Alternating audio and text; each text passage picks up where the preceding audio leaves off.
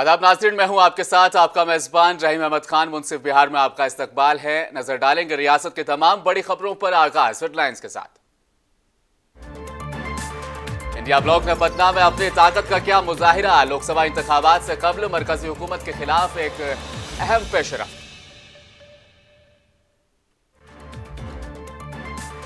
RJD leader Tejashwi Yadav और राहुल गांधी तेजस्वी यादव का गांधी मैदान में जलसा से खिताब। आरजेडी के जलसा में इत्तेहादी पार्टियों के कारकुनान भी बड़ी तादाद में शामिल।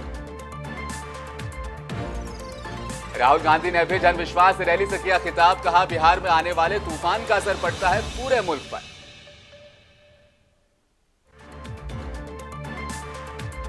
सीवान में यौम हुसैन जलसा मनाया गया।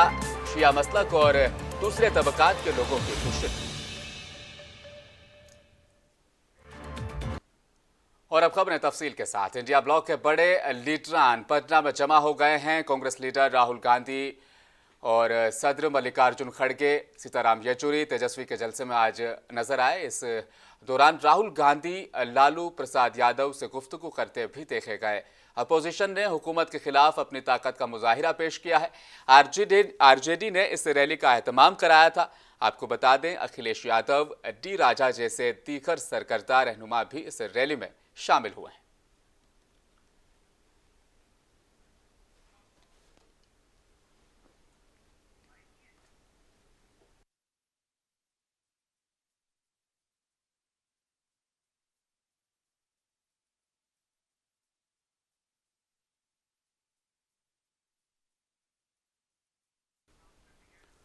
बिहार कांग्रेस के लीडर और कारकुन भी आज पटना के गांधी मैदान में जमा हुए हैं और राहुल गांधी, तेजस्वी यादव की मौजूदगी से सभी में काफी जोश खरोश भी नजर आया। इस रैली के दौरान पटना का गांधी मैदान पूरी तरह से भरा हुआ था। तस्वीरें भी इस बात की गवाह है कि ज्यादातर लोग वहां पर पहुंचे हैं। एक आंकड़े के मुताबिक 10 लाख से ज्यादा लोग इस जलसे में शामिल हुए हैं।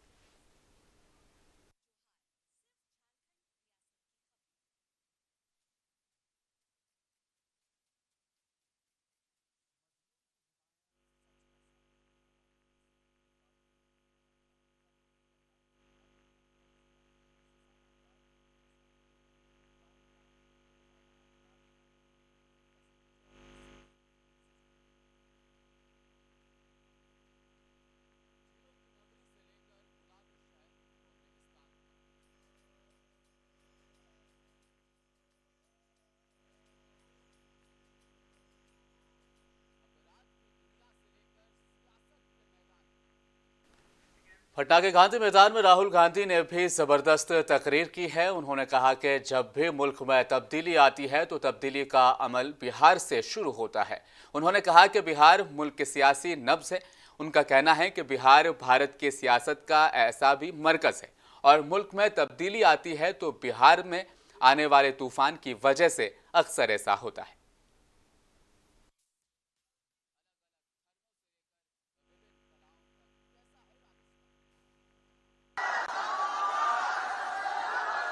देश में जब भी बदलाव आता है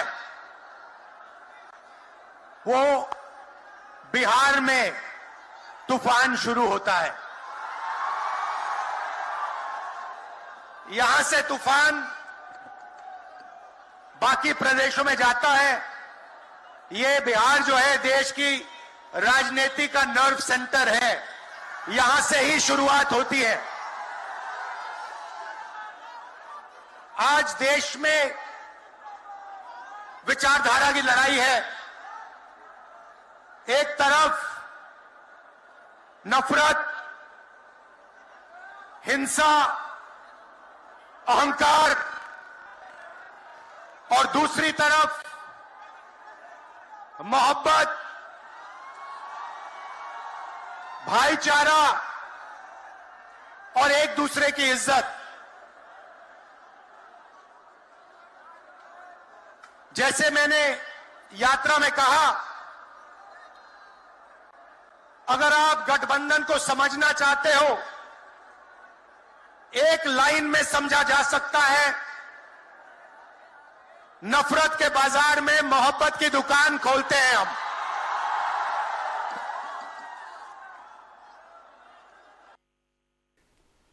और पटना में मुनक्किद जन विश्वास रैली में लाखों लोग शरीक हुए हैं। यहां आरजेडी लीडर तेजस्वी यादव ने भी अपने खिताब में मरकजी हुकूमत को जमकर निशाना बनाया। उन्होंने कहा कि हुकूमत झूठ से काम चला रही है और राष्ट्रीय जनता दल सिर्फ मुसलमानों और यादव की पार्टी नहीं है, ये सभी लोगों की पार्टी है।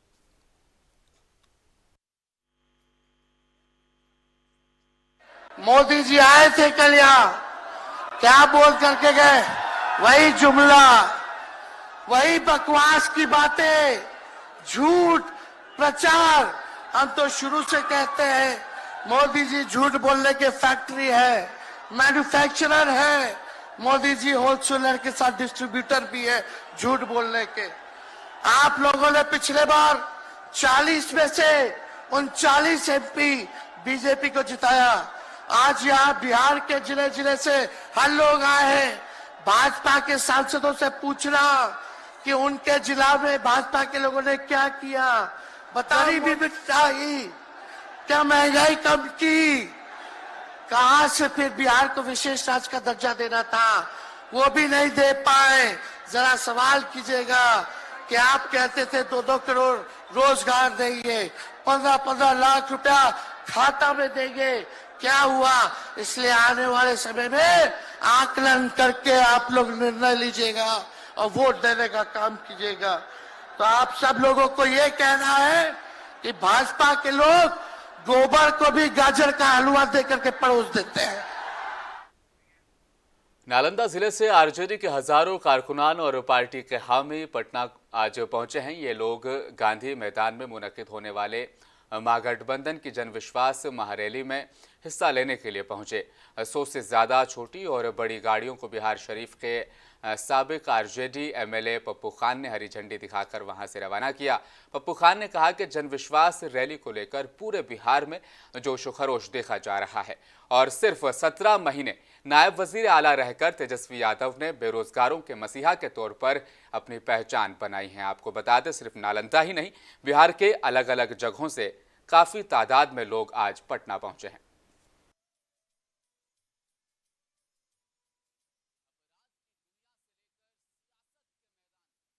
टाइम का अभाव है, जल्दी पटना पहुंचना है, तो सैकड़ों की संख्या में गाड़ियां बड़ी छोटी मिला करके हजारों हजार की संख्या में हम लोग यहां से जा रहे हैं और रैली को सफल बनाने के लिए हम लोग कृतज्ञ हैं।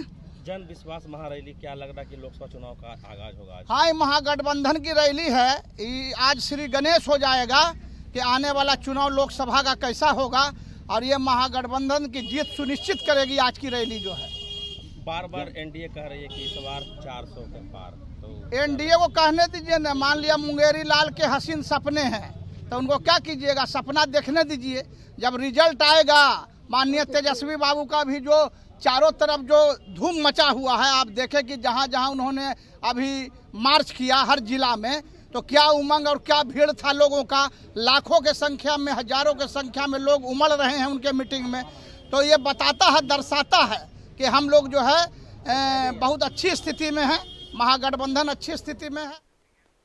राष्ट्रीय लोक मोर्चा के कौमी सदर उपेंद्र कुशवाहा का कहना है कि आरजेडी 2 दर्जन सीटों पर सिमट कर रह जाएगी। उन्होंने टेहरी में कारकाट लोकसभा हल्का की मीटिंग भी ली और बिहार रियासती क़यादत के इंचार्ज से मुश्तरका मीटिंग करते हुए भी उपेंद्र कुशवाहा नजर आए। उन्होंने ये कहा कि जेडीयू से अलग होने के बाद आरजेडी जमीन पर घिर चुकी है, इसलिए आरजेडी सदर लालू प्रसाद की तरफ से तमाम सियासी पार्टियों के लिए दरवाजे खुले रखने के बयान आ रहे हैं।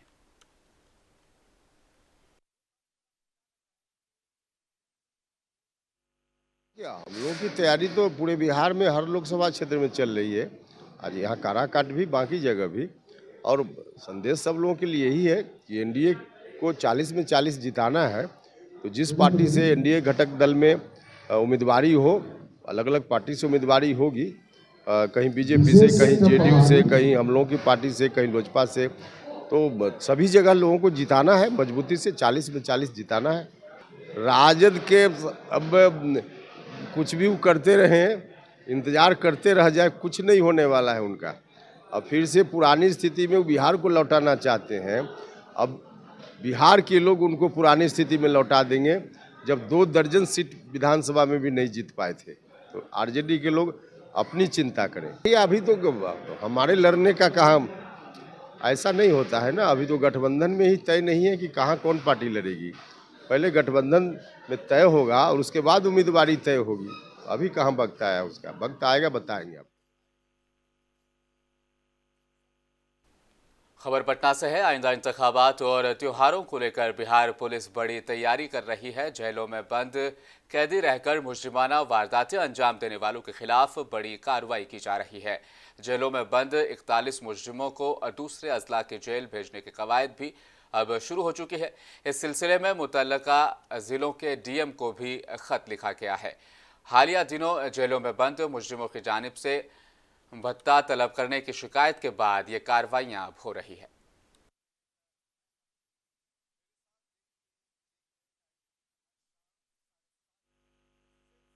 आपने जैसे क्वेश्चन पूछा कि इसका चुनाव के लिए क्या हमारा वो रहेगा, ऑब्जेक्टिव रहेगा। ऑब्जेक्टिव ये रहेगा कि चुनाव के टाइम पे हो सकता है कि काफ़ी सारा फेक न्यूज़ फैले कि कोई हथियार के साथ मूवमेंट कर रहा है या फिर कहीं किसी जगह पे मान लीजिए शराब बिक रही है या पैसे के इन्फ्लुएंस के माध्यम से वल्नरेबल पॉकेट्स पे, क्रिटिकल एरियाज पे लोगों को इन्फ्लुएंस किया जा रहा है। तो ऐसे हम जो है वो न्यूज़ को पिक कर सकें और वहाँ पे हमारा सेक्टर ऑफिसर, मान लीजिए अगर रूरल एरिया है या फिर हमारा बीट ऑफिसर जो अर्बन एरिया है, वहाँ पे जाके इमीडिएटली उस इन्फॉर्मेशन को वेरीफाई करे। अगर वो इन्फॉर्मेशन गलत मिले तो वो उस लोकल ग्रुप के माध्यम से उस इन्फॉर्मेशन को डिसेमिनेट करे, हमारे पास पहुंचाए, ताकि हम उसको अपर लेवल पे इन्फॉर्मेशन को आप सबके पास पहचान सकें और उसको जल्दी से जल्दी पकड़ पाएं, वेदर वो फेक न्यूज़ है वो या वो सही न्यूज़ है। और अगर वो सही है तो हम उसके ऊपर इमीडिएट एक्शन ले पाएं। ये एक मेजर ऑब्जेक्टिव। आज योम वलादत इमाम हुसैन की मुनासिबत से सीवान में योम हुसैन मनाया गया, जिसकी सदारत फारूक सेवानी ने की है और निज़ामत के फ़राइज़ मौलाना शमीम तराबी ने अंजाम दिए हैं। इस मौका पर मौलाना जौहर मियाँ के चोचा शरीफ ने खिताब किया। शमीम अंजुम वारसी कोलकाता शिया बोर्ड के सदर अफजल अब्बास और दीगर कई शोरा और मुकर्रिरीन ने अपना कलाम पढ़ा और इमाम हुसैन की ज़िंदगी पर रोशनी डालते हुए तकारीर की।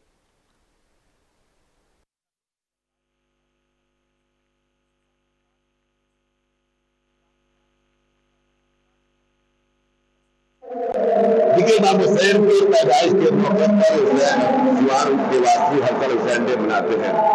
सबसे पहले तो जो हुसैन डे बनाने वाले जो अरकान है, जो कमेटी के वो दिल की गहराइयों से मुबारकबाद करते हैं। तो इमाम हुसैन की कुर्बानी सिर्फ मुसलमानों के लिए नहीं थी बल्कि इंसानियत की थी। आप देखिए हिंदुस्तान के हर गोशे में हर मजहब के लोग इमाम हुसैन को मानते हैं। करबला के 72 लोग एक तरफ से 172 लाखों के लोग थे और अपनी शहादत देके इस्लाम को नहीं बचाया, इस्लाम के साथ साथ इंसानियत को बचाया। तभी तो गांधी जी ने कहा था कि काश इमाम हुसैन की तरफ 72 मेरे साथी होते तो मेरे कब्जा में हिंदुस्तान आजाद कर दिया होता। तो बहुत से ऐसे हिंदुस्तान गए हैं, सब लोगों ने इमाम हुसैन की कुर्बानी के जो मैसेज था उस पर अमल किया। हम ये कहना चाहेंगे कि कुर्बानी देने का जज्बा अगर सीखना हो तो करबला की तारीख को याद करें। अगर जो हिंदू भाई है जो उर्दू जानते हैं तो प्रेमचंद की नावल पढ़ ले। हो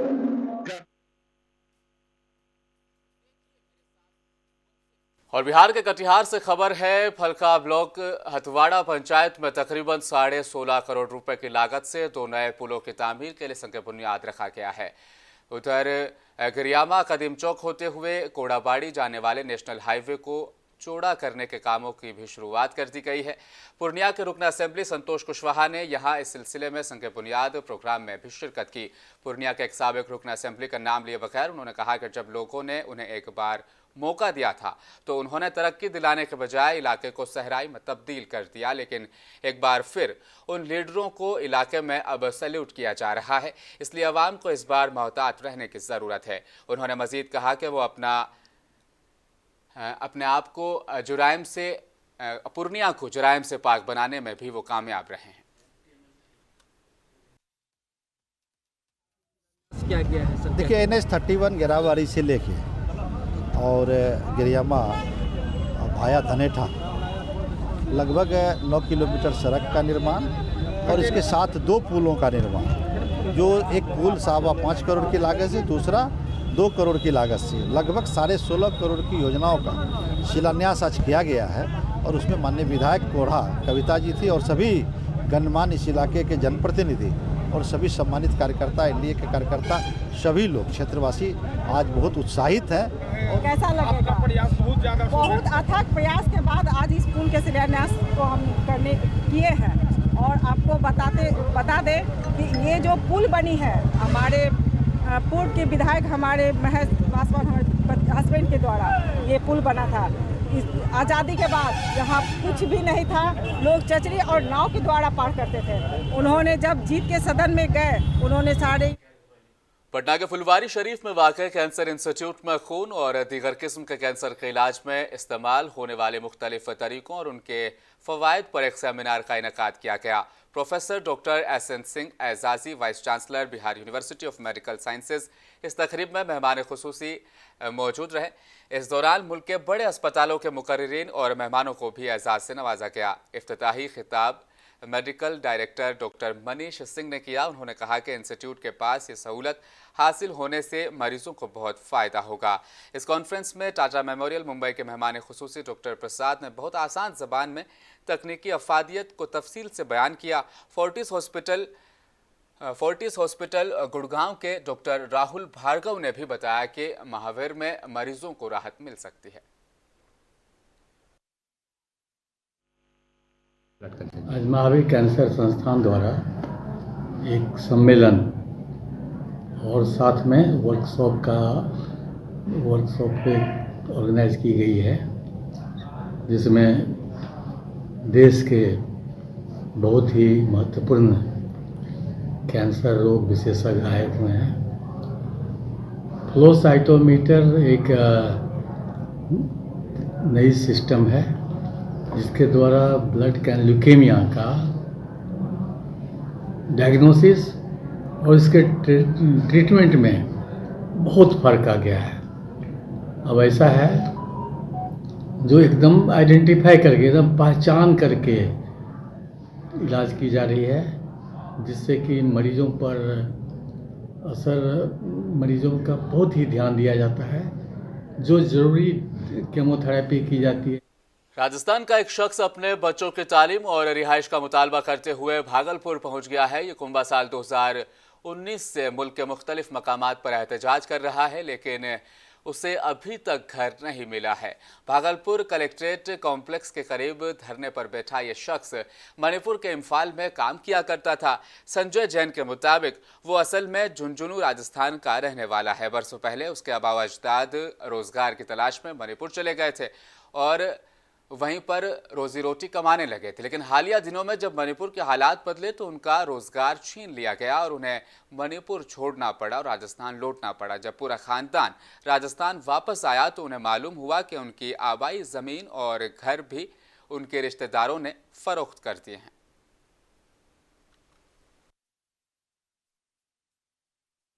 हम लोग को प्रधानमंत्री जी से ही पढ़ना है। क्यों? क्योंकि हम लोग को वहाँ के कुछ क्षेत्र के लोगों के, हम लोग के मम्मी पापा को काम नहीं करने देते थे। बोलते थे कि आप लोग नहीं काम करेंगे, जो आप लोग का सप्लाई देते हैं वो हम देंगे सप्लाई। 2012 से मैं किराने का बिजनेस करता था। 2012 में वो क्षेत्र के कुछ लोग हमें काम करने से मना किया और मणिपुर में अगर एक बार मना कर देने के बाद दोबारा काम करना मुश्किल है। कुछ लोग ऐसे हैं जिनके कारण हम पूरे अपसेट होने के बाद हमारी पत्नी ने सर्विस की, मैंने सर्विस की, समाज में जाकर कहा जैन समाज में कि मेरे बच्चों को कहीं बाहर में पढ़ा दो। और बीजेपी ने बिहार के गोड्डा लोकसभा सीट से निशिकांत दुबे को मुसलसल चौथी मरतबा अपना उम्मीदवार बनाया है। निशिकांत दुबे के हामियों ने उनके आबाई जिला भागलपुर में जोशो खरोश से जश्न भी मनाया है। निशिकांत दुबे के हामी अभिजीत गुप्ता के रिहाइश गाह पर बीजेपी कारकुनान ने एक दूसरे को मिठाई खिलाई और एक दूसरे को गुलाल लगाकर मुबारकबाद दी। इस दौरान बीजेपी कारकुनान ने आतिशबाजी भी की और वजीर आजम नरेंद्र मोदी और तमाम बड़े नेताओं का भी शुक्रिया अदा किया। बीजेपी कारकुनान ने दावा किया कि निशिकांत दुबे गोड्डा लोकसभा सीट से 5 लाख से ज्यादा वोटों से कामयाबी हासिल करेंगे।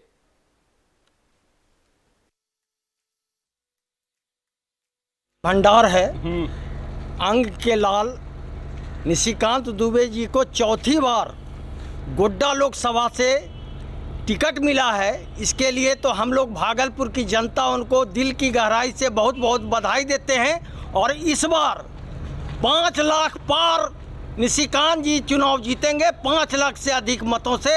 ये हम लोगों का बाबा बूढ़ानाथ के पास के लोग हैं, हम लोग उनसे प्रार्थना करते हैं कि इस बार सांसद के रूप में के साथ साथ मंत्री के रूप में रहेंगे। यही हम उनसे और बाबा बूढ़ानाथ से, बासुकीनाथ से, देवघर मंदिर से, सारे मंदिरों से प्रार्थना।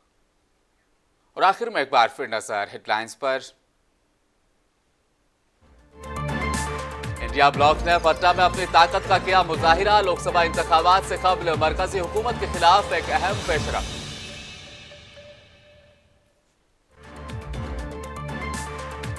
आरजेडी लीडर तेजस्वी यादव का गांधी मैदान में जलसा से खिताब। आरजेडी के जलसा में इत्तेहादी पार्टियों के कारकुनान भी बड़ी तादाद में मौजूद।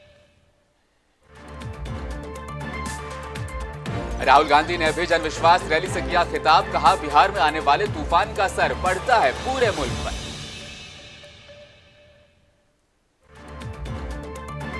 सीवान में यौम हुसैन मनाया गया। शिया मसलक और दूसरे तबकात के लोगों की शिरकत।